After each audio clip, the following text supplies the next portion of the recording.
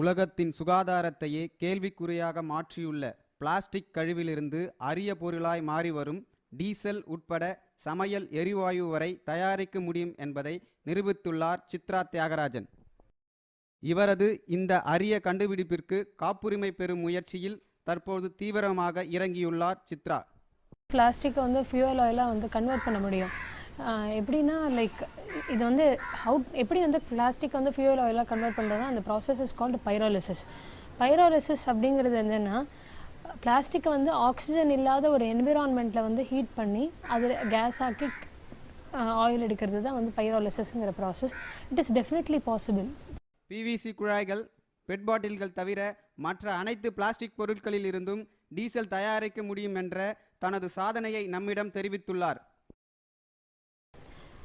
This particular diesel actually it can be used in agricultural motors, generators, pump sets, boilers, tractors. இது எல்லாத்துக்கும் use பண்ணலாம். Road vehicles தவிர மற்றபடி என்ன சொல்கிறது, சாதாரணமாக ஒரு விவசாய நிலத்தில் வந்து அக்ரிகல்ச்சர் டிராக்டரையோ இல்லை அங்கே இருக்கிற மோட்டரையோ பம்ப் செட்டை வந்து இது பண்ணுறதுக்கெலாம் டீசல் யூஸ் பண்ணுறதெல்லாம் இது you can very well use it.